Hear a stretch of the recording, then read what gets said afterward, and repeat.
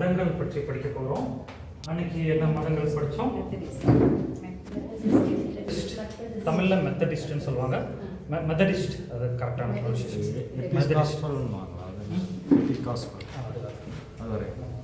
சேர்த்து சொல்லுவாங்க. மெத்தடிஸ்ட் அப்புறம் சொல்கிறேன். அது மெத்தடிஸ்ட் சேர்த்து வரும்.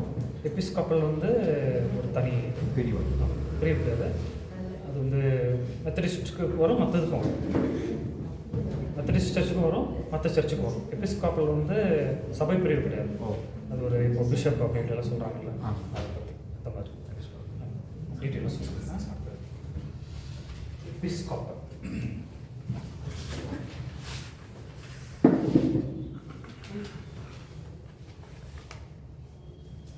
ஓகே. நம்ம மதங்கள் ரெண்டாவது உலக மதங்கள் எதெல்லாம் முக்கிய மதங்கள் நம்ம பார்த்தோம் போன இந்த மதம், கிறிஸ்தவ மதம், இஸ்லாம் மதம், அப்புறம் இருக்குது புத்த மதம் இருக்குது, ஜெயின மதம் இருக்குது, சீக்கிய மதம் இருக்குது, அப்புறம் நாத்திக மதம் போன்ற மதங்கள்லாம் இருக்குது. ஸோ அதோட இன்ட்ரொடக்ஷன் நம்ம பார்த்தோம். இன்றைக்கி வந்து புத்த மதத்தை பற்றி ஒரு இன்ட்ரொடக்ஷன் பார்ப்போம்.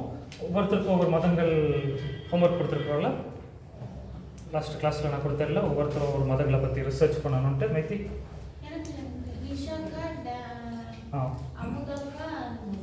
ஒரு சிலர் தான் கொடுத்தேன், எல்லாருக்கும் கொடுக்கலையா? சரி சரி சரி, உங்களுக்கு அடுத்த டைம் கொடுக்குறேன். ஓகே.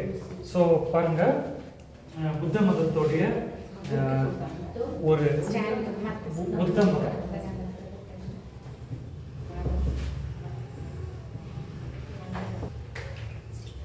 புத்த மதத்தோடைய ஒரு இன்னைக்கு ஒரு தலைப்பு, ஒரு இன்ட்ரோடக்ஷன், அப்புறம் நம்ம டீட்டெயிலாக பார்ப்போம்.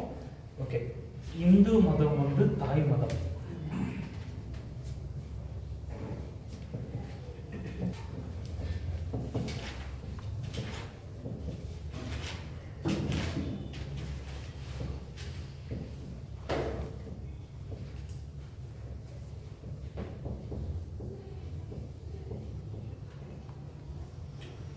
இந்த இந்து மதம் வந்து தாய் மதம். புத்த மதம், ஜெயின மதத்தை வந்து இந்து மதத்துடைய கிளைகள்னு கூறலாம். ஏன்னா ஓரளவுக்கு ஒத்துப்போம், நிறைய ஒத்துப்போம். சரியா? அது எப்படின்னு சொல்லி நம்ம பார்ப்போம். ஆனால் இந்து மதம் வந்து கடவுள் நம்பிக்கை உள்ள மதம்.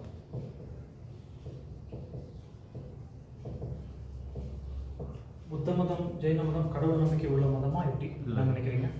கடவுள் நம்பிக்கை. மற்றவங்க என்ன நினைக்கிறீங்க? புத்த மதம், ஜெயின மதம் கடவுள் நம்பிக்கை உள்ள மதமா?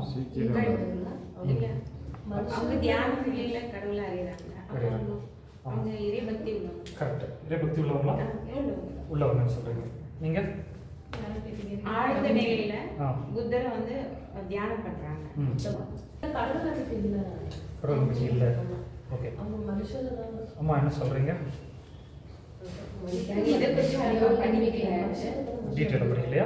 சரி சரி, பரவாயில்ல. No problem. நம்ம இப்போ படித்து வரோம், ஒன்றும் தப்பு கிடையாது. அம்மா என்ன சொல்கிறீங்க? இந்த மதம் வந்து கடவுள் நம்பிக்கை உள்ள மதம். புத்த மதம், ஜெயின மதம் கேள்விப்பட்டிருக்கீங்களாமா? புத்த மதம் கடவுள் நம்பிக்கை உள்ள மதமா, கடவுள் நம்பிக்கை இல்லாத மதமா? என்ன நினைக்கிறீங்க? அதான் கரெக்டு. பாருங்க, புத்த மதமும் ஜெயின மதமும் வந்து இவங்க வந்து கடவுள் நம்பிக்கை இல்லை அப்படின்னு சொல்றாங்க. இவங்க வந்து நாத்திக மதங்கள்.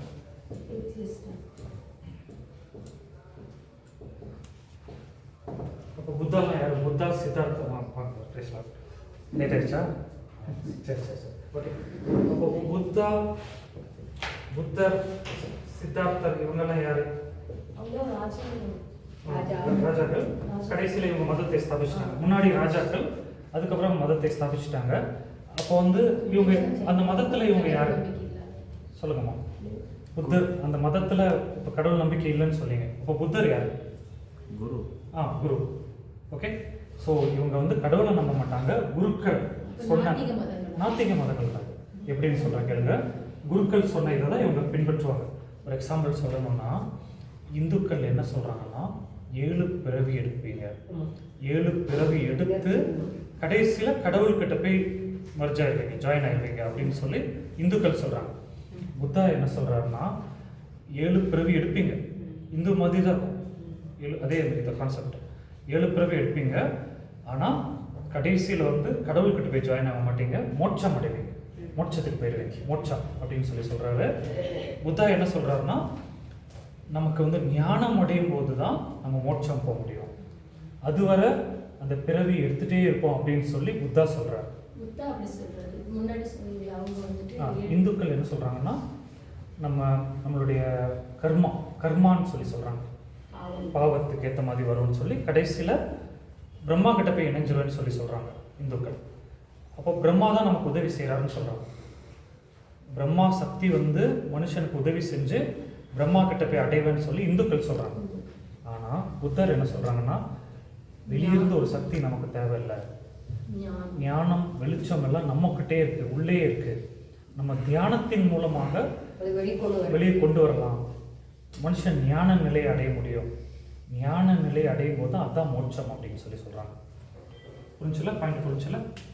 ஸோ அதனால தான் நம்ம வந்து புத்த இது வந்து நாத்திக மதங்கள் அப்படின்னு சொல்லி சொல்கிறோம். ஆனால் இதுலேயும் வந்து 7 பிறவிகள் இருக்குது, 7 பிறவிகள் இவங்க நம்புகிறாங்க. ஆனால் கடவுளை நம்பலை. ஞானம் அடைதல் தான்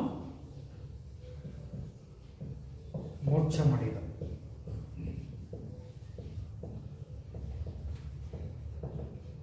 அப்படின்னு சொல்லி இவங்க சொல்கிறாங்க, புத்துக்களும் இந்துக்களும் ஜெயின மதத்திலும். கிறிஸ்தவம் என்ன சொல்கிறோம், நமக்கு வந்து பரிசுத்தாவியான ஒரு துணையோட நம்ம வந்து இறைவனை அடைகிறோம் அப்படின்னு சொல்கிறோம். நித்திய ஜீவன் ஒரே பிறப்பு அப்படின்னு சொல்லி சொல்கிறோம். இப்போ நம்புகிறாங்க, புத்தரும் நம்புகிறாங்க. ஆமாம், ஆனால் ஞானம் தான் மெயின் அப்படின்னு சொல்கிறாங்க. நமக்குள்ளே தான் எல்லாமே இருக்குது, வெளியே இருந்து யாரும் நமக்கு சப்போர்ட் பண்ணக்கூடாது சொல்கிறாங்க. என்ன நினைக்கிறீங்க சிஸ்டர், எது கரெக்டாக எது கரெக்டாக இருக்கும்? நமக்குள்ளே இருக்கிற புத்தரில் என்ன சொல்கிறாங்கன்னா, ஆவியானவர் அதெல்லாம் எதுவும் கிடையாது, மனுஷனுக்குள்ளே எல்லாமே இருக்குது, அதை ஞானத்தில் தோண்டி எடுக்கணும், அதுதான் மோட்சம், அதுதான் ரட்சிப்பு அப்படி இப்படின்னு இவங்க சொல்கிறாங்க. என்ன நினைக்கிறீங்க சொல்லுங்கள். நமக்குள்ளே எல்லாமே இருக்கா? அப்போ எது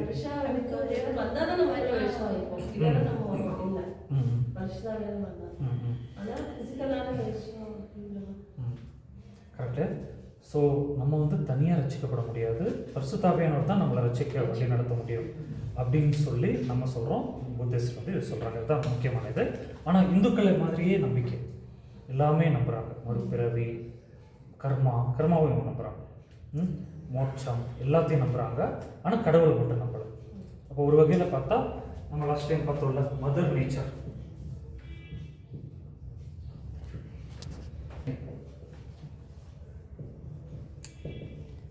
அதை தான் இவங்களும் நம்புகிறாங்க. ஆட்டோமேட்டிக்காக நடக்குது அப்படின்னு அதை நம்மளே தான் போக்கணும், வேற ஒரு சக்தி வந்து எடுக்காது அப்படின்னு நம்புறாங்க. நம்மளே தான் தியானம் இருந்து புத்திஸ்ட் அதை நம்புறாங்க. புத்திஸ்ட் ஆமாம் ஆமாம் ஆமாம் ஆமாம் இல்லை நம்ம ஹிந்துஸ் வந்து சொல்றாங்க நம்ம கிட்ட ஒரு பாவம் இருக்கு, 7 பிறவி எடுத்து சொல்றாங்க அவங்க.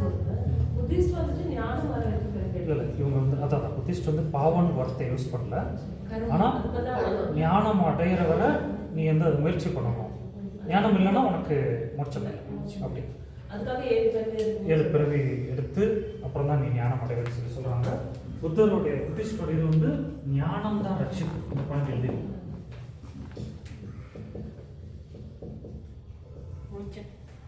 ரட்சிப்பு மோட்சம் அடைஞ்சால் தான் இது பண்ண முடியும்.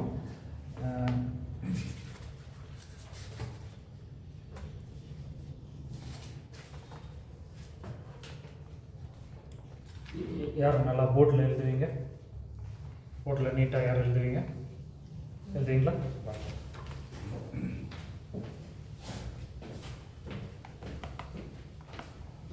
4 பிரார்த்தனை உண்மைகள், ஃபஸ்ட்டு, செகண்டு, தேர்டு, ஃபோர்த்து.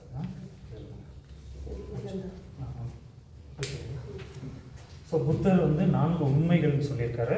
அந்த 4 பாயிண்ட் வந்து இப்போ நம்ம படிக்க போகிறோம். அடுத்தது அந்த உண்மைகளை அடையக்கூடிய 8 வழிகள். ஸோ 4 உண்மைகள் இருக்காம, அந்த உண்மைகளை 8 வழிகள் மூலமாக அடைய முடியும்னு சொல்லி புத்தர் சொல்கிறாரு. ஸோ அதை இப்போ நம்ம பார்க்க போகிறோம்.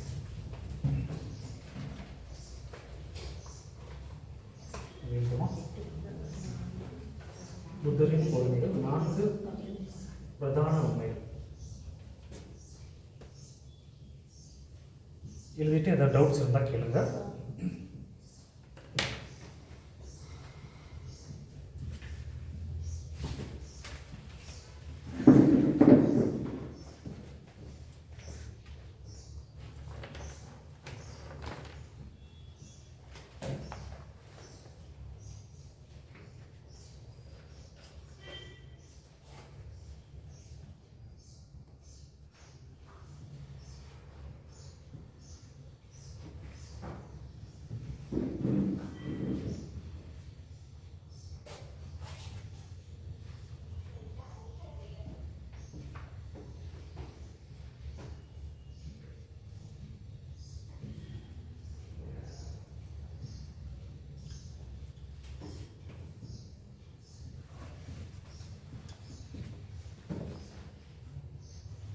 அப்படியே எழுதலாம். அப்படியே எழுதலாம். ஏ போட்டு இது பி வந்து இது வேண்டாம். ஏபிசி மட்டும். பியில் இது மட்டும் உலக சந்தோஷம் ஆசைப்படுறாங்க. சியில் இது மட்டும், டியில் இது மட்டும், ஏல இது வேண்டாம். 4 உண்மைகள் மனுஷன் கண்டுபிடிக்கணும்னு புத்தர் சொல்கிறார். அந்த 4 உண்மைகள் எதுனா, முதலாவது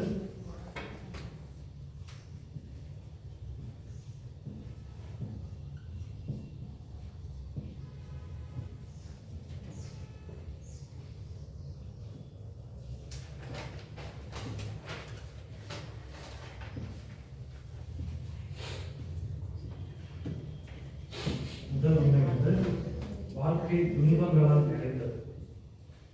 லைஃப்பில் முழுசும் துன்பம் தான் அப்படின்னு சொல்லி அவர் சொல்கிறார். இந்த ஸ்கெட்சில் வாழ்க்கையே துன்பம் கஷ்டம் அப்படின்னு புத்தர் சொல்கிறார்.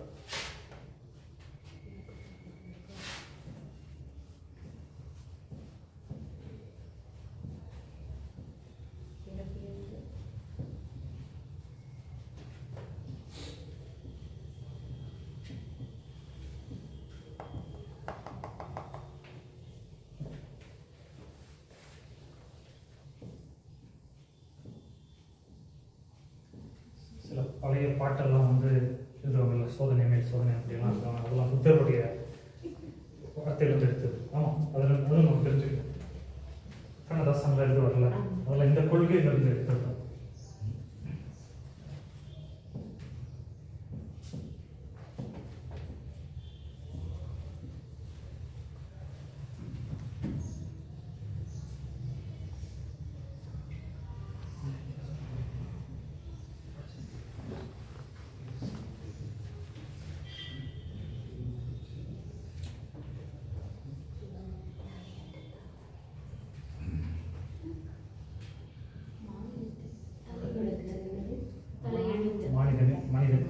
மனிதனின் தலையெழுத்து. அந்த முக்கியமான பாயிண்ட்ஸ் பயன்படுறாங்க சிஸ்டர். செகண்ட்ல உலக சந்தோஷம் ஆசைப்படுறதுதான் காரணம். ஸோ 2வது அவர் என்ன சொல்லியிருக்காருன்னா, ஆசையே துன்பத்திற்கு காரணம். நம்ம ஆசைப்படுறதுனால தான் துன்பம் வரும். அதாவது ஃபஸ்ட்டு பாயிண்ட் வந்து உலகமே துன்பம். 2வது பாயிண்ட் வந்து ஆசைப்படுறதுனால தான் துன்பம் வரும்.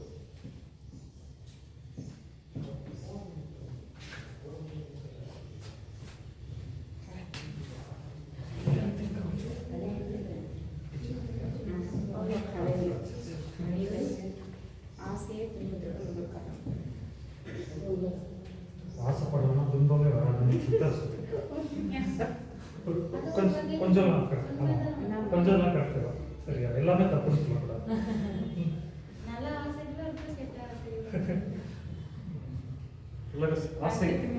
உலக சந்தோஷங்களின் மேல் ஆசைப்படுவதன் காரணம்னா ஒரே லைன்ல ஆசையே துன்பத்திற்கு காரணம்.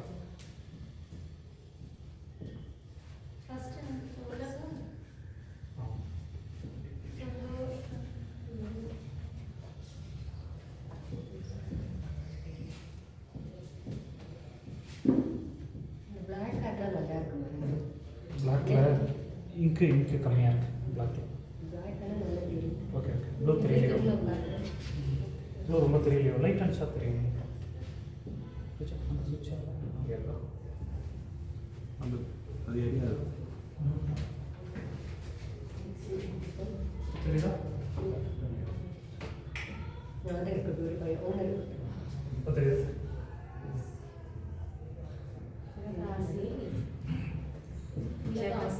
உலகாசை ஜெயிப்பதின் மூலம் துன்பத்திலிருந்து விடுதலை பெறலாம்.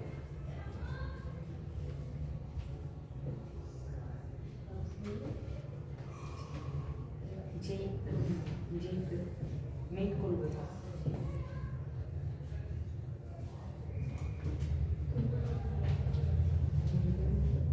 துன்பத்திலிருந்து விடுதலை.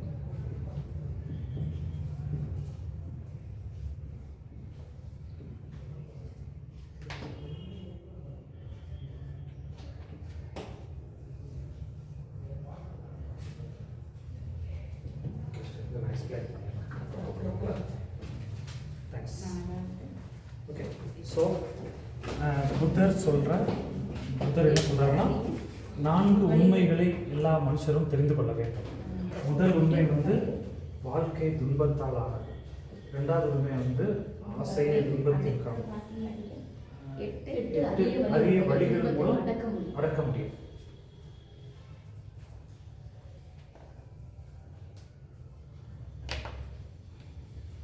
மூன்றாவது உலக ஆசையை ஜெயிப்பதன் மூலம் துன்பத்திலிருந்து விடுதலை பெற முடியும். இவங்கெல்லாம் பைபிள்லேருந்து காப்பி இதெல்லாம் உலக ஞானம். சரி, இப்போ இதை டிஸ்கஸ் பண்ணுவோம். அப்போ வாழ்க்கை துன்பத்தால் நிறைந்தது. நம்ம என்ன நினைக்கிறீங்க? நம்ம என்ன சொல்கிறோம்?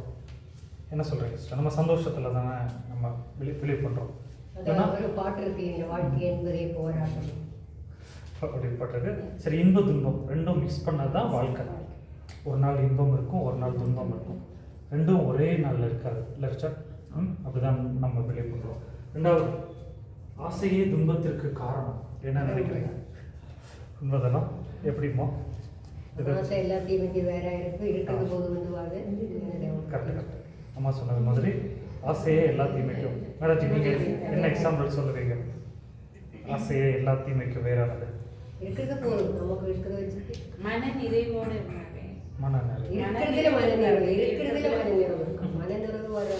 சரி, கவனிங்க. அது பைபிள் வந்து 2 விதமாக சொல்லுது.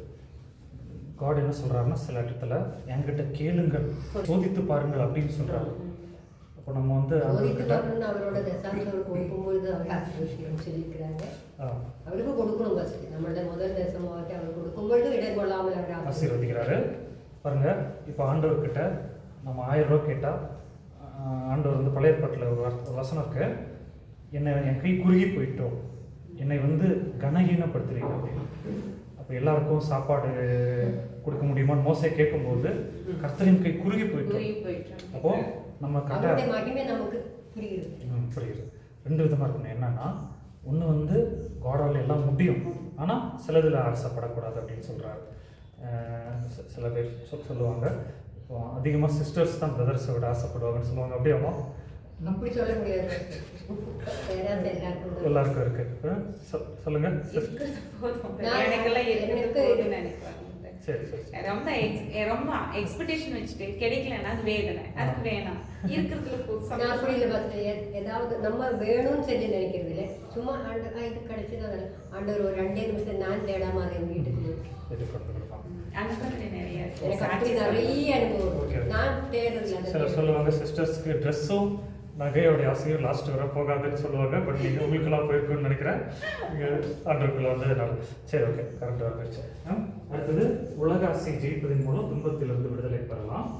அப்போ 8 வழிகள் மூலம். ஓகே, இப்போ புத்தர் வந்து சொல்கிறது ஒரு பாயிண்ட்டு, ஆசைப்படலைன்னா துன்பப்பட மாட்டேன் அப்படின்னு சொல்கிறாங்க. இப்போ நான் ஒரு பதில் சொல்கிறேன். இப்போ நம்ம ஆசைப்படக்கூடாதுன்னு ஆசைப்படுறதே ஒரு ஆசை தானே, இது மேலேயும் விருப்பப்படக்கூடாதுன்னு நினைக்கிறதே ஒரு ஆசை தானே. அப்போ இது வந்து நம்மளால் இது பண்ண முடியாது. 8 வழிகள் மூலமாக நம்ம என்ன பண்ணலாம்னா அது பண்ணலாம். அது எழுதிக்கோங்க. நம்ம இது நான் டிக்டேட் பண்ணுறேன், போர்டு தெரியாதனால. 8 வழிகள் மூலமாக துன்பத்தை அடக்க முடியும். அந்த வழிகள் என்னென்னு முதல்ல வந்து சரியான பார்வை எழுதி கொடுங்க. 8 வழியில் முதல் வழி வந்து சரியான பார்வை.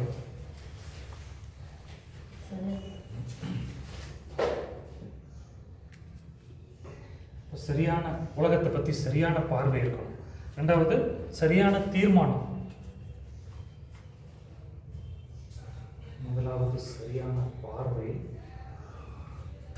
இரண்டாவது சரியான தீர்மானம், மூன்றாவது சரியான பேச்சு, நான்காவது சரியான நடத்தை,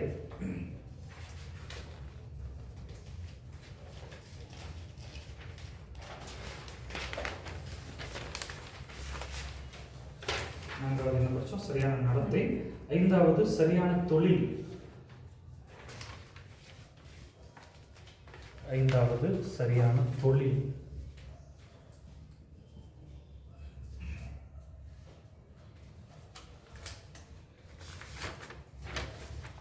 ஆறாவது சரியான முயற்சி. சரியான முயற்சி.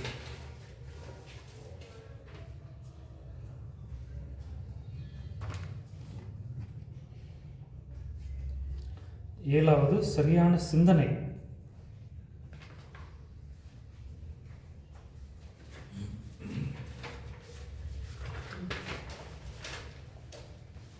எட்டாவது சரியான தியானம்.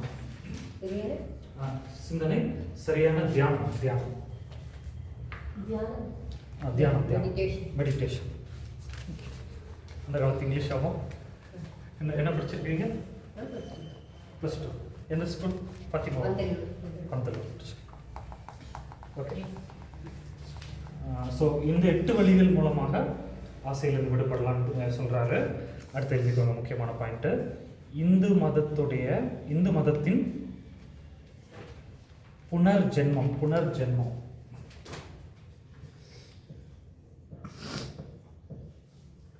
இந்து மதத்தின் புனர்ஜென்மம், கர்மா, மறுபிறப்பு போன்ற வார்த்தை புத்த மதங்களிலும் உள்ளது. புனர்ஜென்மம், கர்மா, மறுபிறப்பு போன்ற வார்த்தைகள்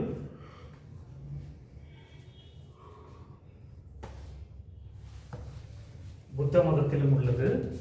அடுத்த பாயிண்ட் வந்து ஒரு மனிதன்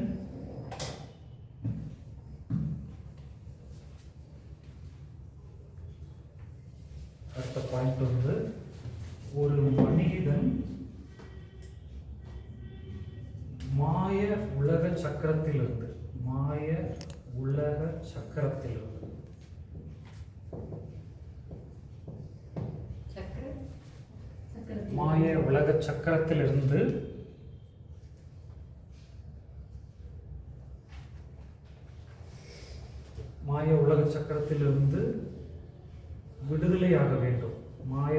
சக்கரத்திலிருந்து விடுதலையாக வேண்டும். விடுதலை அடைய வேண்டும். அதை வந்து இந்த 8 வழிகள் மூலமாக அவன் அடைய முடியும். அடுத்த பாயிண்ட், அதை ஒரு மனிதன் இந்த 8 வழிகள் மூலமாக அடைய முடியும்.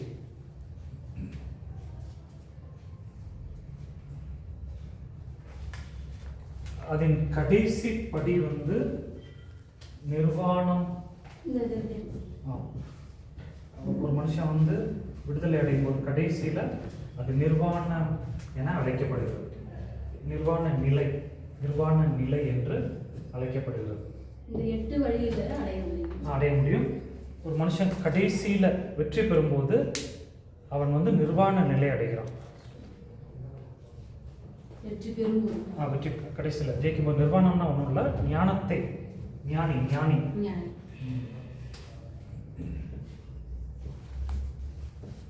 ஆனால் பைபிள் எப்படி சொல்லலைங்க, நம்ம புரிஞ்சுக்க வேண்டும். பைபிள் என்ன சொல்லுதுன்னா, ஆண்டவர் நமக்கு தேவையை தருவ ஆசைப்படக்கூடாது. நமக்கு பொருள் வேணும், அதன் மேலே ஆசைப்படக்கூடாது.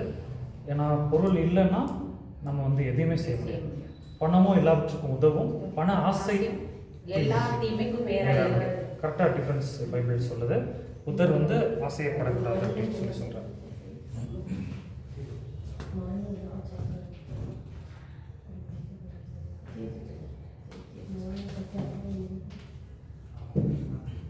நிர்வாணங்கிறது ஞானம் அடைந்தது.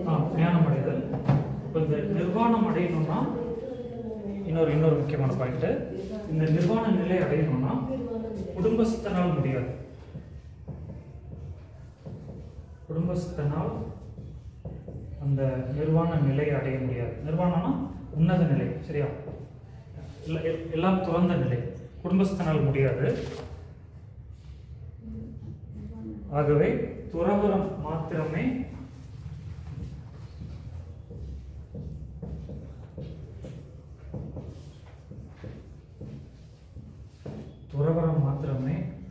உன்னத நிலையை, உன்னத நிர்வாண நிலையை அடைய முடியும். எங்க போய் முடிக்கிறாங்க பார்த்தீங்களா? துறவரம் மூலம் தான் உன்னத நிர்வாண நிலையை அடைய முடியும். நிர்வாணம்னா ஞானம், சரியா? உன்னத ஞானம். துறவரம் மாத்திரமே ஒரு மனிதனை மூலமாக தான் உன்னத நிர்வாண நிலையை அடைய முடியும். அப்படின்னா என்ன அர்த்தம்னா, கல்யாணம் பண்ணா ஃபேமிலி லைஃப்ல இருந்தா ஒரு நல்ல ஞானம் அடைய முடியும். ஆமாம், குடும்பத்தை விட்டு நீ வெளியே வந்தாதான் நீ ஞானம் அடைய முடியும்னு சொல்லி புத்தர் முடிச்சிடுறாரு. ஆனால் நம்ம பைபிள் என்ன சொல்லுது?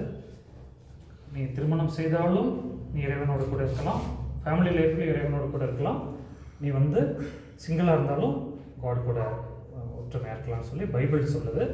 அதுக்கும் புத்த மதத்துக்கும் எவ்வளோ வித்தியாசம் இருக்குது பார்த்தீங்களா? ஸோ இதுதான் ஒரு அவுட்லைனு. இதுக்கப்புறம் நீங்கள் யாருக்கு ஒருத்தருக்கு நான் அசைன்மெண்ட் கொடுப்பேன். அசைன்மெண்ட் கொடுத்து பேப்பர் ப்ரெசன்டேஷன் நீங்கள் பண்ணணும். நீங்கள் வந்து டீட்டெயிலாக சொல்லி மற்றவங்களுக்கும் பேப்பர்லாம் கொடுக்கணும். அப்போ நம்ம எல்லாமே படிச்சிடுவோம். சரிங்களா? புரிஞ்சா? யார் புத்த மதத்தை பற்றி எழுதுறீங்க? யாருக்கு இன்ட்ரெஸ்ட் இருக்குது? இன்ட்ரெஸ்ட் இருக்கா? ஆசை எதுன்றதுக்கு காரணம் இல்லையா? ஆசைப்பட்டதுனால வர பிரச்சனைகள் எல்லாம் இப்போ எனக்கு கொஞ்சம் கொஞ்சமா அது ஒரு நைட்டு அது ஃபுல்லாக திங்க் பண்ணிட்டு இருக்குங்க. பைபிளும் அதை வச்சு கம்பேர் பண்ணிட்டு இருந்தேன். எதனால நமக்கு அது ஆசைப்பட்டதுனால தானே நமக்கு இந்த கஷ்டங்கள் எல்லாம் வருது. பாஸ்ட்டை பற்றி நான் யோசிச்சுட்டு இருக்கும்போது தான் எனக்கு அந்த இது தாட் வந்துச்சு.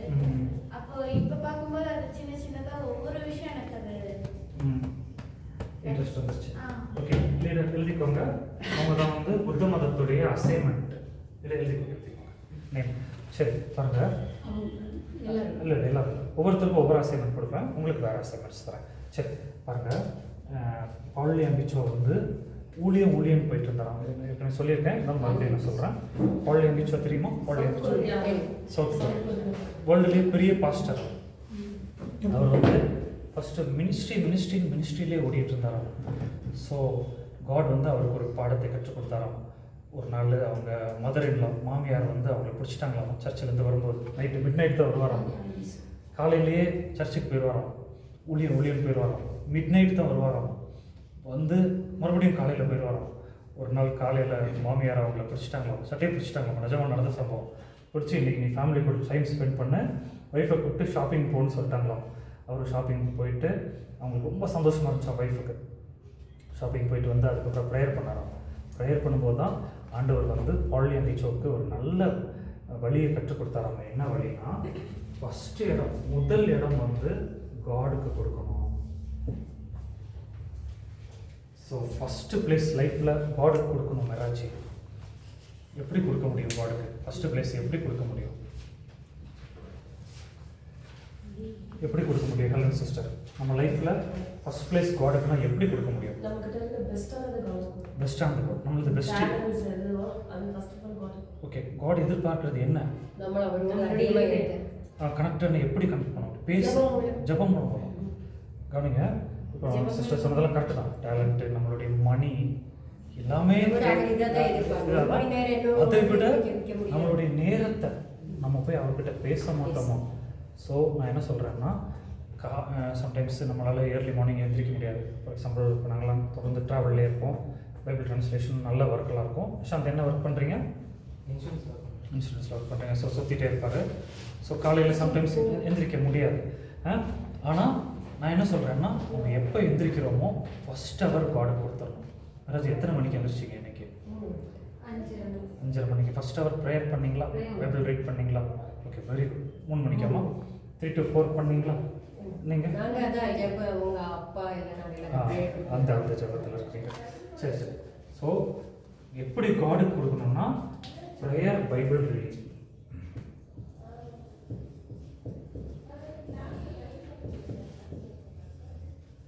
இதன் மூலமாக தான் காடுக்கு கொடுக்க முடியும். சரிங்களா? ஓகே, ரெண்டாவது இடம் யாருக்கு கொடுக்கணும்? ஃபர்ஸ்ட் இடம் காடுக்கு கொடுத்துட்டோம். லைஃபோட ரெண்டாவது இடம் யாருக்கு கொடுக்கணும்? ஃபேமிலிக்கு. கண்டிப்பாக ஃபேமிலிக்கு கொடுக்கணும். ஃபேமிலிக்கு தேவையானதை நம்ம வந்து சந்திக்கணும். ஃபார் எக்ஸாம்பிள், நீங்கள் பைபிள் காலேஜுக்கு வர்றீங்கன்னா குடும்பத்தை நடத்த முடியாது, சபையை நடத்த முடியாது, சமைச்சு வச்சுட்டு தான் பைபிள் காலேஜ் வரணும். சமைக்காம நான் பைபிளை தூக்கிட்டு வரேன்னு சொல்லிட்டோம்னா என்ன அங்கே ப்ராப்ளம் ஆகிடும். எக்ஸாம்பிள் சொல்லுவேன், எப்படி தெரியுமா? நான் முன்னாடி ஆன்லைன் கிளாஸ் ஆண்டவர் மரியாதை பார்த்து சொல்லுவாங்க. சாப்பாடு சாப்பாடு சாப்பாடு அது ஜீசஸ் வந்து ஒரு கல்யாணம் ஆகாதவர், அதனால. பட் நம்ம ஃபேமிலி லைஃப்க்கு வேறு, இது வேறு. அது ஜீசஸ்க்கு. ஓகே, சரி. பாயிண்ட் என்னென்னா, நான் முன்னாடி வந்து லாக்டவுன் டேஸில் ஆன்லைன் கிளாஸ் நடத்திட்டு இருக்கேன். அப்போ கிளாஸ் வந்து 11:30 to 12:30 ஒரு டைம் வச்சுருந்தேன். சரிங்களா? பகல் 11:30 to 12:30. மோஸ்ட்லி சிஸ்டர்ஸ் தான் வருவாங்க, பிரதர்ஸ் கொஞ்சம் கம்மியாக தான் வருவாங்க.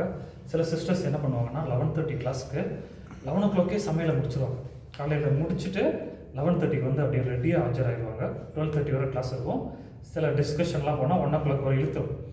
சில சிஸ்டர்ஸ் என்ன பண்ணுவாங்கன்னா, கிளாஸ் முடிச்சோடனே பார்த்துக்கலாம்னு சொல்லி 1 o'clock வரை வெயிட் பண்ணி அதுக்கப்புறம் 3 மணிக்கெல்லாம் சமைச்சு முடிப்பாங்களாம். வீட்டில் திட்டு வாங்கி பிரச்சனையாகி அப்புறம் ஏன் சமைக்கலன்னா பைபிள் கிளாஸ் போனனால சமைக்கலன்னு சொல்லிடுவாங்களாம். அப்புறம் நாளைக்கு இங்கே எனக்கும் திட்டு கிடைக்கும். இங்கேயும் பிரச்சனை, அங்கேயும் பிரச்சனை. அப்போது அதை கரெக்டாக மேனேஜ் பண்ணிட்டாங்கன்னா இதில் பிரச்சனை இல்லை. ஸோ ரெண்டாம் இடம் வந்து ஃபேமிலிக்கு கொடுக்கணும். அது பாலி காட் கற்றுக் கொடுத்தாராம். ஸோ ப்ரேயர் பண்ணி முடித்த உடனே ஜென்ஸ்னால் கடைக்கு போகணும். கடைக்கு போய் திங்ஸ் எல்லாம் வாங்கி வீட்டுக்கு கொடுக்கணும். கொடுத்துட்டு தான் சர்ச்சுக்கு வரணும். சிலர் என்ன பண்ணுவாங்கன்னா, ப்ரேயர் பண்ணி முடிச்ச உடனே ஊழியர்னு சொல்லி போயிடுவாங்க, பொருள் வாங்கி கொடுக்காம. அதுக்கு ஒரு வழி இருக்கு. சாயங்காலம் தலைநாள் சாயங்காலமே வாங்கி வச்சிடலாம். ஆனால் காலையில் தான் பால் கிடைக்கும், கெட்டு போயிடலாம். பாக்கெட் பால் குடிக்கக்கூடாது. இல்லை, காய்ச்சி வச்சா கெட்டு போவாரு. இல்லை, பசு பால் குடிக்கணும். சொல்ல காலையில் எங்கள் வீட்டு பக்கத்துலேயே ஒரு வாசலே அதை வாங்கிட்டு தான் அடுத்த ஊழியத்துக்கு போகணும். ஒரு எக்ஸாம்பிள் தான், சரியா? ஸோ என்ன பாலினேச்சர் மாற்றி போட்டால் பிரச்சனையாயிடும்.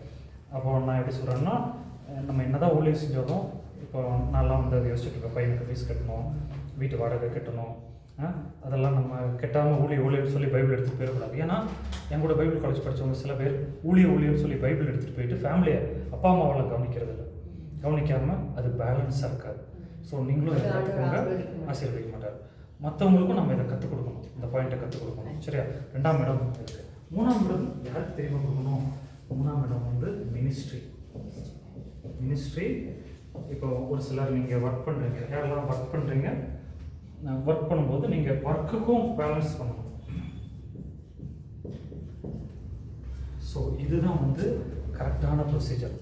இதை மீறி சில பேர் போயிடுவாங்க, எந்திரிச்சோடனே வேலைக்கு போயிடுவாங்க. அதுவும் தப்பு. ஃபஸ்ட்டு ஃபேமிலிக்கு வச்சாலும் தப்பு. ஸோ காட் வந்து இவர் கற்றுக் கொடுத்தாரு. ஸோ கிறிஸ்டியன் லைஃப் பைபிள் ஸ்டடியில் நம்ம இதை தான் படிக்கிறோம், பேலன்ஸ் லைஃப். ஸோ பேலன்ஸ் பண்ணும்போது ஃபேமிலியும் பேலன்ஸ் பண்ணணும், காடையும் பேலன்ஸ் பண்ணணும், மினிஸ்ட்ரியும் பேலன்ஸ் பண்ணணும். ஸோ இதில் எது மாறுதோ அதாயிரும். பவுல் வந்து சில இடத்துல எழுதுறாரு. முதல்ல ஒரு கேள்வி கேட்டார். பவுல் சில இடத்துல எழுதுறாரு, தெளிவாக எழுதுறாரு. என்ன எழுதுறாருன்னா, இதை வந்து நான் கட்டளையாக சொல்லலை, யோசனையாக சொல்கிறேன் அப்படின்னு சொல்கிறார். அப்படின்னா என்ன தெரியுமா அர்த்தம்? அது கம்பல்சரி கிடையாது, நீங்கள் விருப்பப்பட்டால் நிறைவேற்றலாம். ஃபார் எக்ஸாம்பிள், கல்யாணமாக மினிஸ்ட்ரி பண்ணுறது ஒரு இடத்துல இருக்குல்ல, பவுல். அப்போ இதை நான் கம்பல்சரியாக சொல்லலை, நீங்கள் விருப்பப்பட்டால் பண்ணலாம் அப்படின்னு சொல்கிறார். பைபிளில் சிலது கம்பல்சரி, சிலது வந்து நம்மளுடைய விருப்பம். அதுக்கு எக்ஸாம்பிள் இன்னும் சொல்லிகிட்டே போகலாம். பைபிள் ஸ்டடி ரொம்ப அவசியம். ஏன்னா பைபிள் ஸ்டடி படிக்கும்போது நம்ம தெரிஞ்சு கொள்ள வேண்டும், எது அந்த சபைக்கு மாத்திரம், எது வந்து உலக சபைக்குன்னு நம்ம தெரிந்து கொள்ள வேண்டும். இப்போது பவுல் வந்து முக்காடு போடலான்னு சொல்கிறாரு ஒரு சபையில். எந்த சபையில் சொல்கிறாரு? கொரிந்து சபை. கொரிந்து சபைக்கு முக்காடு போடலான்னு சொல்லி சொல்கிறாரு.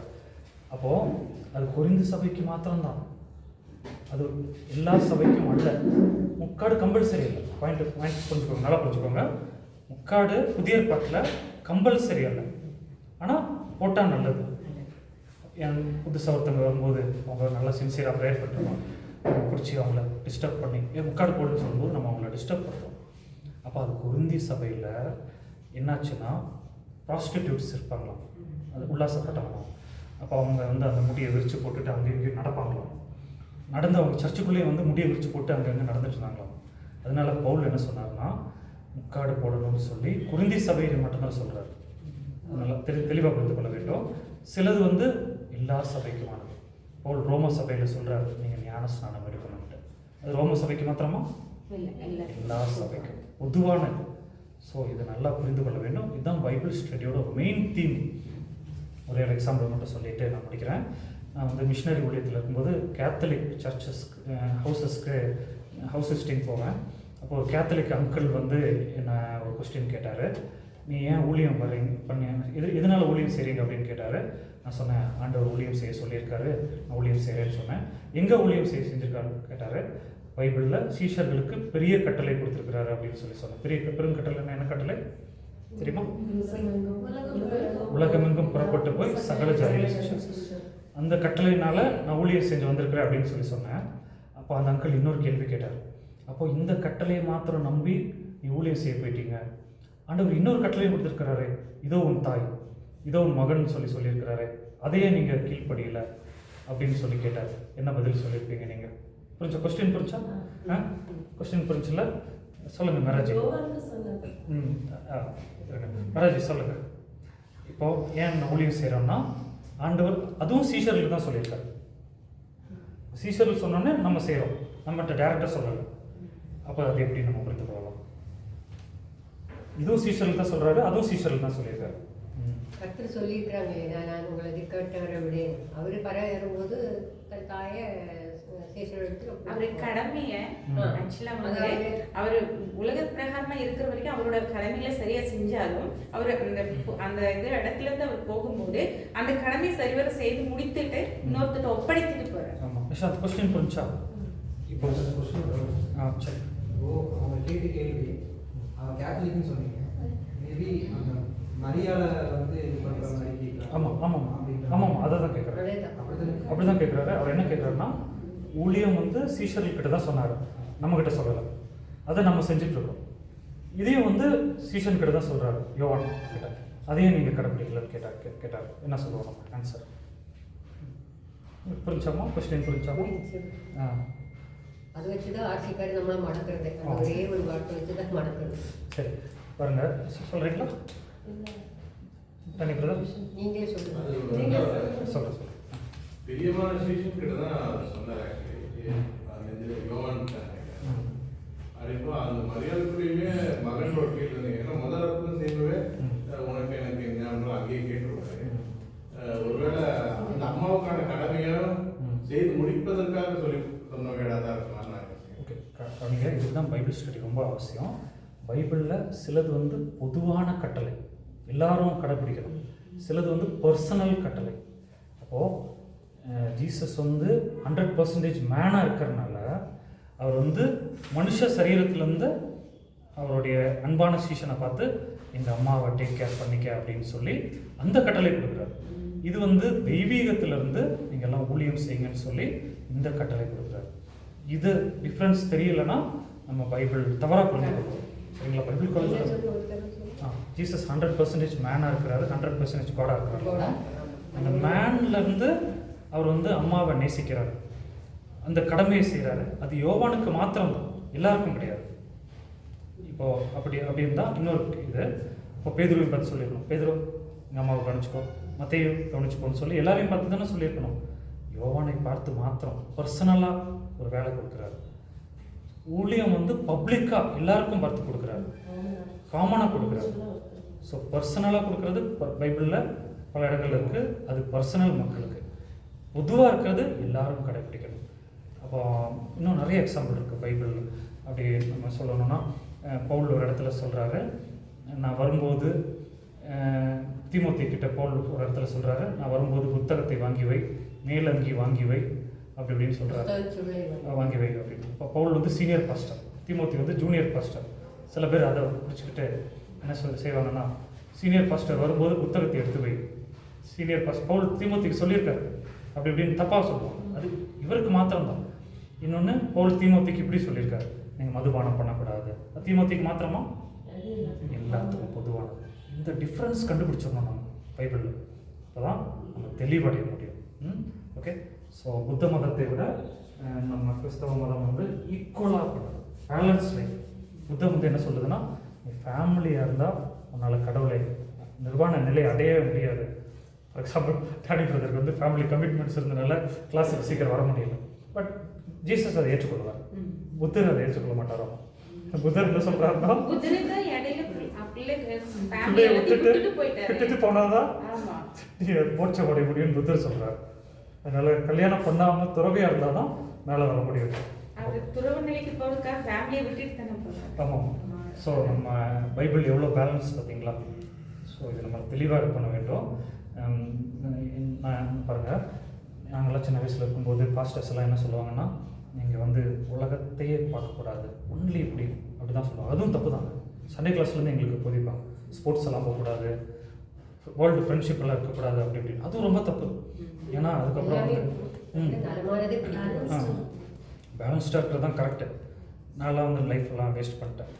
அப்புறமா தான் தெரிஞ்சது, மற்றவங்கக்கிட்ட ஸ்நேகிதம் இருக்கணும், ஃப்ரெண்ட்ஷிப் இருக்கணும், ஃபெல்லோஷிப் இருக்கக்கூடாது, ஐக்கியம் இருக்கக்கூடாது. ஐக்கியம்னா என்ன பிரதர்? ஐக்கியம்னா என்ன? ஃப்ரெண்ட்ஷிப்னா என்ன பிரதர்?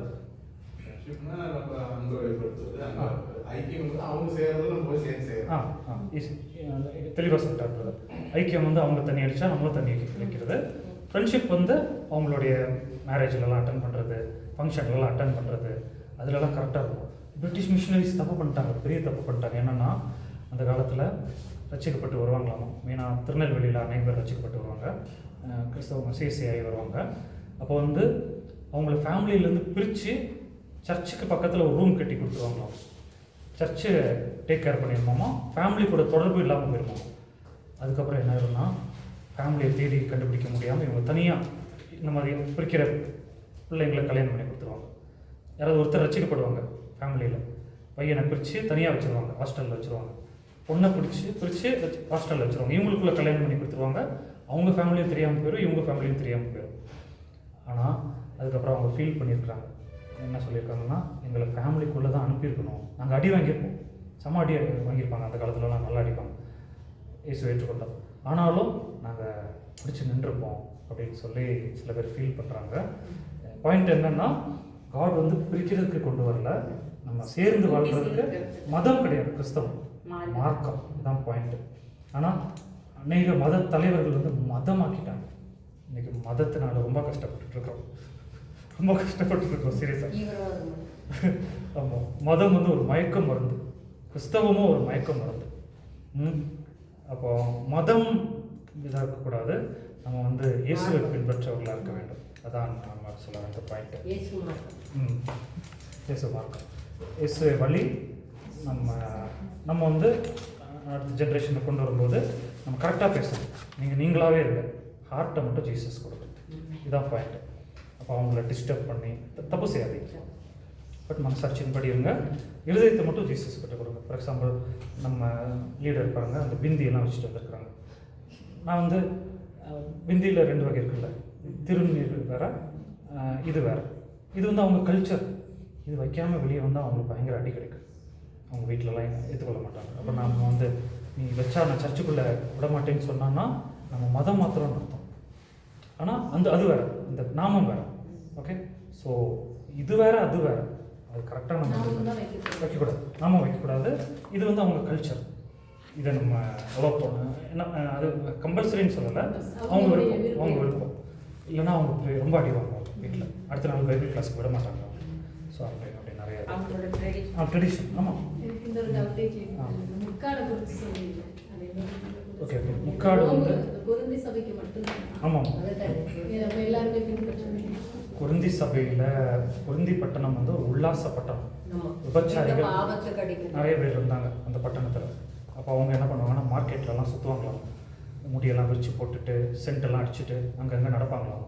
மக்கள் வந்து பாவம் செய்யணும்னு சொல்லி. அப்போ அந்த பிள்ளைங்கள்லாம் ரசிக்கப்பட்டாங்க, சர்ச்சுக்குள்ளே வந்துட்டாங்க. ஆனாலும் சர்ச்சுக்குள்ளேயும் அப்படி எப்படி சுற்றிட்டு இருந்தாங்களாம்.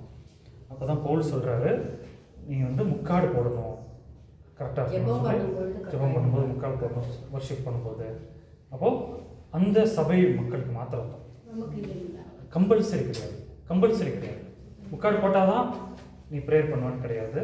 முக்காடு போடாமல் ப்ரேயர் பண்ணலான்னு கேட்க மாட்டாரா? இல்லை, அவங்க சொல்கிறோம், நீங்கள் முக்காடு போடாமல் ப்ரேயர் பண்ணி அன்று ஜபத்தை கேட்டு நம்ம இந்த போதனையில் தான் வளர்க்கப்பட்டிருக்கோம். பெண்கள் அப்படின்னாக்கல முடி தலை வந்து மறைத்து முக்காடிட்டு கொள்ளும் தாழ்மைக்கு தானே. இப்போ நீங்க இது சொல்லும்போது தான் அது எனக்கு ஒரு கேள்வி. ஆமாம். இல்லை அதுக்கப்புறம் இன்னொன்று சொன்னாங்க தலைவர்கள் கட்டி முக்காடு போடலாம். அதான் அந்த சபை அவங்களுக்கு தான். ஏன்னா அவங்க முடியை விரிச்சு போட்டுட்டு அப்படி எப்படி நடப்பாங்க. அந்த அட்டென்ஷனுக்காக அவங்களுக்கு. அவங்களுக்கு மட்டும்தான் அது எப்படி நம்ம ஏன்னா வேற சபையில் பவுல் சொல்லலை, மற்ற சபையில் வந்து பவுல் வந்து சொல்லலை முக்காடு போடணும்னு சொல்லலை. அந்த குழந்தை சபையில் மாத்திரம்தான் அந்த உபதேசத்தை கொடுக்குறாங்க. எல்லா சபையிலும் பெண்கள் இருப்பாங்கல்ல. இப்ப பார்த்தா கொரிந்து சபையில சொன்ன மாதிரி தான் உலகமே நடக்குது. அப்படிதான் இருக்கு. அப்படி பார்த்தா பொதுவாக தானே ஆமாம். யோசிக்க முடியும். இப்போ என்னன்னா புதிய ஏற்பாட்டில் ரூல்ஸே கிடையாது. லைனில் சொல்லணும், நம்ம மனசு தான் மெயின். ஆனால் நம்ம டீசெண்டாக இருக்கணும். அதுக்குன்னு சொல்ல போனா சிஸ்டர் சொன்ன மாதிரி தான் பாயிண்ட். இப்போ சபைக்குள்ள முடிய விரிச்சு போட்டு தான் வராங்க. அந்த மாதிரி இருக்கு. பிள்ளைங்களுக்குள்ள அது ஒரு ஹேர் பேண்ட் கூட போடுறது, ஒரு கிளிப் போடுறது இல்ல, அப்போ விரிச்சு போட்டு தான் வராங்க. அதோட தான் தேவனால அப்படி விரிச்சு போடுறவர்கிட்ட நீங்க சொல்லணும், நீங்க டீசெண்டா வாங்க. அதனால இது நமக்கு ஒரு பொதுவானதா நம்ம இருக்கிறது ஒரு நல்லது. தலைக்கு துணி போடுறது ஒரு கிறிஸ்தவங்களுக்கு ஒரு அழகா இருக்கு. நம்ம ஜாய்ஸ் மேயர்லாம் டிவில வருவாங்க, கட் பண்ணிடுறாங்க. ஜென்ஸ் மாதிரி தான் முடி வச்சிருக்காங்க. நம்ம பிள்ளைங்க ஃபுல்லாவே விரிச்சு விட்டுருக்காங்க. அதுக்காக தான் கேட்குறேன். பாயிண்ட் மற்றவங்கள டிஸ்டர்ப் பண்ணக்கூடாது, அதான் மெயின் பாயிண்ட். அதுக்கு பவுல் இப்படி சொல்றாரு. அது சொல்றது அவங்களுக்கு குற்றமா இருந்துச்சுன்னா வரதுக்கே இந்த காலத்துல சொல்றது கூட குற்றமா இருக்கு. என்ன சொல்லி ஒரு உணர்த்துதலுக்காக நம்ம சொன்னாலும் அது ஏத்துக்கிறவங்க ஏத்துக்கிறாங்க, ஏத்துக்காதவங்க வந்துட்டு இவங்க எனக்கு சொல்றாங்களா இந்த சபைக்கு நான் வரணுமா அப்படின்ற ஒரு தாட்டோட இருக்கிறவங்க இருக்காங்க. அதனால பிரிஞ்சு போறவங்களும் இருக்காங்க. அப்படி அந்த மாதிரி இடர்கள் வரக்கூடாதுன்ற பாயிண்ட் கம்பல்சரி கிடையாது. அது நம்ம தெரிஞ்சுக்கணும். ஏன்னா புதுசாக ஒருத்தவங்க வந்து ப்ரேயர் பண்ணிருப்பாங்க, நம்ம போய் உங்களுக்கு தடுத்து நீ முக்காடு போட்டால் தான் ஜெபம் கேட்பாருன்னா ஜீசஸ் அப்படி சொல்லலை. அப்படின்னா நீங்க சொல்றதுல இல்ல ரெண்டு வார்த்தை நம்ம வந்துட்டு முன்மாதிரியா நம்ம சபை இல்லாத பட்சத்துல தான் புதுசா வரவங்களுக்கு அது ஒரு புதுசா இருக்கும். அப்படி இல்லாத பட்சத்துல நான் வந்து ஒரு ஆத்மாவை நான் கொண்டு வந்திருக்கணும், இல்லை மற்றவங்க கொண்டு வந்தாலும் இங்க இருக்கிற 10 பேருமே நம்ம தலைக்கு துணி போட்டிருந்தா ஆட்டோமேட்டிக்கலி அவங்க போட்டுருவாங்க. நம்ம போடாத பட்சத்துல அவங்களுக்கு ஒரு புதுசா தான் இல்லை, நம்ம அவங்களை போடுன்னு கம்பல்சரி பண்ண மாட்டோம். நார்த் இந்தியாவில் சொல்லுங்க சார். இப்போ நார்த் இந்தியாவில் ஃபுல்லாக பார்த்தீங்கன்னா இந்த பட்டான்ஸு சேட்டு இவங்கெல்லாம் வந்து முக்காடு போடுறாங்க. அப்போ இங்கே நம்ம போடுறதுக்கும் அவங்க போடுறது என்ன இருக்காது, ஏன் நம்ம போடணும்? நம்ம வந்து இந்த வசனத்தை தான் நம்ம கடைபிடிச்சிட்டு வந்துருக்கோம். அங்கே வந்து ப்ராஸ்டியூட்ஸ் வந்து வந்தாங்க. ப்ராஸ்டியூட்ஸுக்கு வந்து ஒரு ரூல்ஸ் கொடுத்தாரு அந்த இதில். அப்போ மற்றவங்க எல்லாத்தையும் ப்ராஸ்டியூட்னு சொல்கிறாங்க. கல்ச்சர்லேயும் இருக்குது. சில இடத்துல முக்காடு போட்டால் அந்த எப்படி சொல்கிறது கணவனை இழந்த பெண்கள் அப்படி இப்படியெல்லாம் இருக்குது சில கல்ச்சரில். ஸோ அவங்க போய் முக்காடு போட்டால் தான் ஆராதிக்கணும்னு சொன்னால் அவங்க விதவைகள் அர்த்தம் சில கல்ச்சர் நார்த் இந்தியாவில். ஆமாம். அப்போ இல்லை இங்கே அப்படிதான் இருக்காங்க. தமிழ்நாட்டிலே ஒரு சில இடத்துல ஜஸ்ட் இந்த சேலை இப்படி போட்டு சேலை இப்படி க்ளோஸ் பண்ணாவே கணவன் இறந்தவங்க தான் அப்படி க்ளோஸ் பண்ணுவாங்க. அது வந்து அப்படி க்ளோஸ் பண்ணல அப்படின்னா அவங்க வந்து கணவனோட இருக்காங்க. அப்ப விதவைகளா இருந்தா கண்டிப்பா க்ளோஸ் பண்ணி தான் நடக்கும். பாயிண்ட் என்னன்னா சிஸ்டர், அந்த இதுக்காக சர்ச்சுக்குள்ள அவங்கள விடாதபடி நம்ம தடுத்துடக்கூடாது. முக்காடு போட்டு தான் சர்ச்சுக்குள்ள வரணும்னு சொல்லி நம்ம தடுத்துடக்கூடாது. அதான் பாயிண்ட், மெயின் பாயிண்ட். இல்ல நம்ம பேச போறது இல்ல. பொதுவா இப்ப நீங்க சொன்னதுனால இது வந்து நமக்கு ஒரு பெரிய விஷயமா நம்ம பேச போறது கிடையாது, ஆர்குமெண்ட்ஸ் கிடையாது. நீங்க சொன்னதுனால அதை நாங்க ஏன்னா நம்ம ரட்சிக்கப்பட்டனால அதை தான் நம்ம ஃபாலோ பண்றோம். இது நம்ம அதாவது பிரதர் சொல்றது இது தப்பு இல்லை. ஆனா ஒருத்தவங்களுக்கு அது அவங்க சர்ச்சுக்கு வர்றதுக்கு ஒரு உறுதுதலா யாரையுமே இடருக்கு போட்டுட்டு தான் வரணும்னு சொல்றதுனால அந்த பிள்ளை வராம போயிடக்கூடாது. அதான் பாயிண்ட். நாங்கள் பொட்டு சர்ச்சுக்கு வந்ததுனால இப்படி அப்படின்னா இந்த வசனத்தின் மூலமா நாங்கள் வந்ததுனால பொட்டு வைக்க மாட்டோம், அது முக்காடு போடுவோம். அதை வச்சு எங்கள் வெளியில் நாங்கள் போகும்போது எங்கள் வில்லேஜ்லலாம் அலோவ் பண்ண மாட்டாங்க. ஏன் அப்படின்னா இவங்க மதம் மாற்றுறாங்க. ஏன்னா நாங்கள் ஃபஸ்ட்டு இருந்து கலாச்சாரம் பார்த்தீங்கன்னா வளையல் போடணும், பொட்டு போடணும், பூ வைக்கணும், முக்காடெல்லாம் போடுறது இல்லை. ஆனால் இப்போ நாங்கள் இதை கடைபிடிச்சிட்டு போனதுனால இவங்க மதம் மாறிட்டாங்க, இவங்களை சேர்க்கக்கூடாது அப்படின்ட்டு இதனாலயே அவங்கள ஃபங்க்ஷன்ஸ் எல்லாம் சேர்க்க மாட்டோம். ஏன்னா பிரிச்சுட்டாங்க. இது எப்படி நாங்க உடைச்சிட்டு உள்ள போய் எங்க மக்களை நாங்க இது பண்ணணும் அப்படின்றது ரொம்ப பெரிய சவாலா இருக்கு. முக்கியமான பாயிண்ட். வழிநடத்தின வந்தவங்களும் சரி, நம்ம வேதத்துல சொன்னதை நம்ம பொதுவா எடுத்துக்கணும். ஏன்னா கம்மல் எடுத்துட்டு தங்கம் போடக்கூடாது அதெல்லாம் எடுத்ததுனால இப்போ அவங்களுக்கு அதை விட்டுட்டு விதவைகள் அப்படின்ற ஒரு முத்திரை மாதிரி ஒயிட் அண்ட் ஒயிட் போடணும். நான் வந்து சில சர்ச்சுக்கெல்லாம் போவேன், நான் ஒயிட் அண்ட் ஒயிட் போட்டால் தான் புல்பிட்டில் ஏற்றுவேன்னு சொல்லுவாங்க. முன்னாடிலாம் நான் வந்து க்ரீன் போட்டிருப்பேன். தேவால சேரமடிக்கிறோட ஒரு சர்ச், ஒரு சின்ன பையனும் சர்ச் பண்ணுறாங்க. போட்ட கணக்கில் ஒரு 40-50 பேர் இருப்பாங்க. அதுவே இந்த சிலங்கன் ஃபுல்லாகவே அவங்க வந்து இப்படிதான் ட்ரெடிஷ்னலாக இருக்காங்க. ஆனால் இயேசுவை நம்புகிறாங்க. ஆனால் அங்கே பார்த்தா சர்ச்சில் அவங்க வேற ஒருத்தரை கூட்டிகிட்டு போய் அவர் கொஞ்சம் இது போல பழைய உடன்படிக்கை அவர் போய் அவங்க இந்த வசனம் தெரியுமா, இது தப்பு அப்படி இப்படின்னு ரொம்ப குறைப்பட அந்த பேர் ரொம்ப சர்ப்ரைஸ். அந்த மக்கள் இவன் அன்பான இயேசுன்னு சொல்லிட்டு இவர் யாரும் தெரியாத ஒரு ஆள் போய் அவங்க கட்டளையை போட்டு அந்த மக்கள் ரொம்ப உடஞ்சிருக்காங்க. நான் சொன்னேன், இந்த மக்கள் வர்றாங்க, இயேசு அவ்வளோ ரைட்டாக நம்புறாங்க. ஆனால் நம்ம ஆளுங்களுக்கு சத்தியம் தெரியும் வந்து ஏன் நீ இதை பண்ணியிருக்க, உட்காடு இந்த போட்டு கலசாரி கட்டுறது, அப்புறம் பட்டுப்பட கட்டக்கூடாது, இதெல்லாம் போட்டு மஞ்சள் தெரியக்கூடாது, இந்த மாதிரி ரொம்ப சப்பையாக. அதாவது நம்ம பழைய ஊழியர்களுக்கு தெரியல, அதனால இல்லை பாயிண்ட் வந்து நம்ம யாருக்கும் இடர்லாம் இருக்கக்கூடாது. ஆனால் நம்ம வந்து ஒரு எக்ஸாம்பிளாக இருக்கணும். மற்ற புதிய ஆத்மாக்களுக்கு இடர்லாம் உண்டாக்கக்கூடாது. அதான் பாயிண்ட், மெயின் பாயிண்ட்டு. கரெக்டாக புரிஞ்சுக்குவீங்க. இல்லை இதை சொல்லணுமா மராஜி? இந்த பாயிண்ட்ல ஏதாவது சொல்லணுமா? இப்போ இது பண்ணாம எங்க மக்களை நாங்க ஃபோக்கஸ் பண்ணோம்னா சபையில ஏற்க மாட்டாங்க. ஏன்னா அவங்க இப்படிதான் இருக்கணும் அப்படின்னு அவங்க ஒரு இது ரெண்டுத்துக்கு நடுவுல நாங்க மாட்டிட்டு இல்லை வேதனையாக சொல்லணும். ஃபர்ஸ்ட் டைம் நான் கண்டிப்பா 10 இயர்ஸ் போறாங்க எக்ஸிஸ்ட். ஏன்னா தங்கச்சி ஃபர்ஸ்ட் டைம் வெளியில போகும்போது கண்டிப்பா அவங்க இன்னொரு இடத்துல அவங்க போய் சொல்ல முடியாது. ஆமாம். ஸோ இங்கேயும் போக முடியாமல் அங்கேயும் போக முடியாமல் இருக்காங்க. நம்ம பைபிள் காலேஜ் படித்தவங்க கரெக்டாக அவங்கள கைட் பண்ணணும், புதிய ஆத்மாக்களை. இல்லைனா நம்மளும் பழைய ஆத்மாக்கள் மாதிரி அவங்கள சில நேரம் நம்ம வழி ஓவர் ஸ்ட்ரிக்டில் இது பண்ணி விட்டுறோம். ஒன்றும் இல்லை, நம்ம சில இடத்துல ஒயிட் அண்ட் ஒயிட் தான் போடணும்னு சொல்கிறாங்களா. ஆனால் பைபிள், தமிழ் பைபிள்லாம் பிளாக் கலரில் தான் இருக்கும்.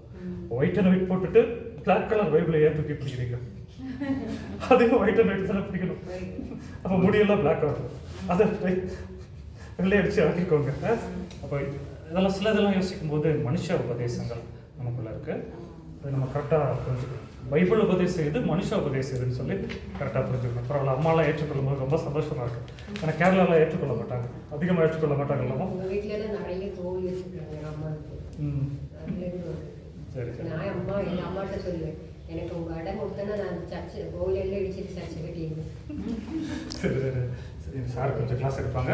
லஞ்ச் டைமில் இதெல்லாம் நீங்கள் டிஸ்கஸ் பண்ணுங்கள். டிஸ்கஸ் பண்ணும்போது நமக்கு ஒரு தெளிவு வரும்.